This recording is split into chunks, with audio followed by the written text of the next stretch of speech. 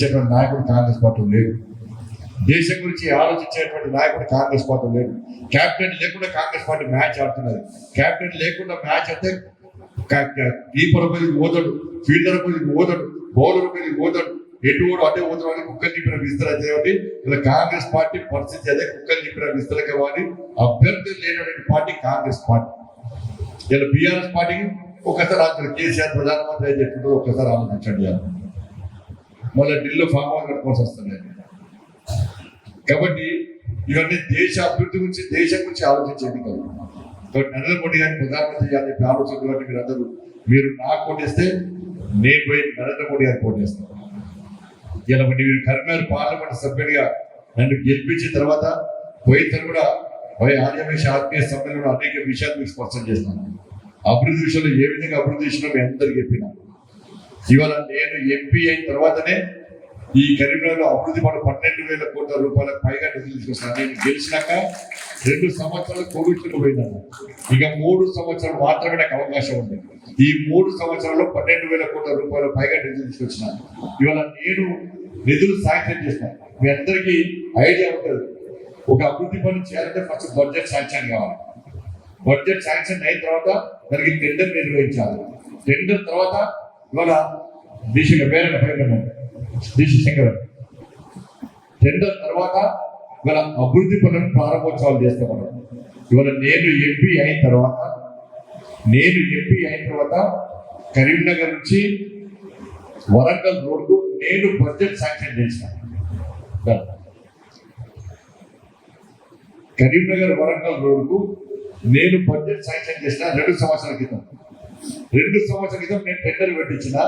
సంవత్సరం క్రితం నరేంద్ర మోడీ గారితో వరంగల్లో ప్రారంభోత్సవం చేసినప్పుడు బడ్జెట్ పైసలు అభివృద్ధి పనులు నేను ఇచ్చేసాట, వీడియో చేశాట. సంవత్సరం 2 సంవత్సరాలతో ఎంపీ నేనున్నాడా ఆయన ఇవాళ ఎలుగతుంది సిద్దిపేట రోడ్డు 500 కోట్లు, 2,000 కోట్లు. ఎలుగతుంది సిద్దిపేట రోడ్డు 500 కోట్లు.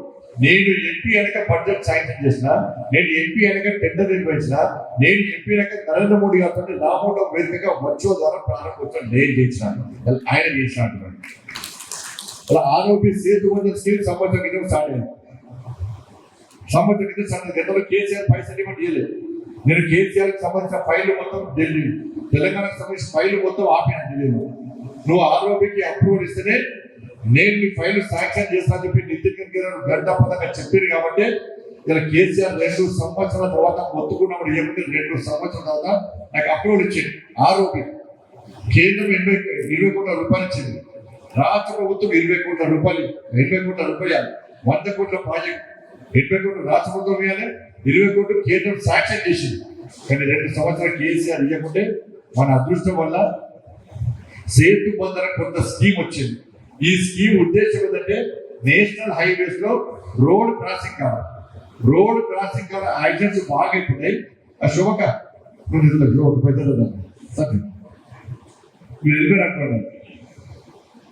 సందర్భంలో యాక్సిడెంట్స్ అయిపోయినాయి. రాష్ట్ర ప్రభుత్వాలు సహకరిస్తలేవు బడ్జెట్ కోసం అని చెప్పి భావించి నితిన్ గారు కొత్త స్కీమ్ సేతు బంధన పట్టుకొచ్చి మొత్తం నిధులు కేంద్ర ప్రభుత్వం ఇస్తారు. 100% నిధులు కేంద్ర ప్రభుత్వమే ఇస్తారు. ఈ స్కీమ్ ఎప్పుడు స్టార్ట్ అయ్యిందంటే సంవత్సరం క్రితం స్టార్ట్ అయ్యారు. మరి సంవత్సరం క్రితం ఎంపీ ఎవరైనా మీరు గెలిపిస్తే బండి సంజయ్ ఇలా ఆయనే తీసుకొస్తాడు. 150 కోట్లు నేనే తీసుకొస్తాను. ఇలా సిఆర్ఎం పైసలు నేను ఎంపీ నేను తీసుకొస్తే ఆయనే తీసుకొస్తాను. గ్రామీణ సరకుల పైసలు ఇంటర్ రోడ్ల కోసం నేను తీసుకొస్తే ఆయనే తీసుకొస్తాను. ఏ చేస్తాను నేను తీసుకొస్తాను. మరి ఆయన తీసుకొస్తే పోయినసారి ఎంపీగా పోటీ చేసిందానే అప్పుడు కనీసం కరపత్రం ఎందుకు కొట్టించుకోలేదు? ఏమి చేయకుండానే అన్ని చేస్తా అంటున్నాడు.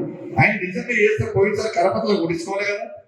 నువ్వు నిజంగా చేస్తే పోయినసారి 89,000 ఓట్ల మెజార్టీ నన్ను గెలిపిస్తుంది.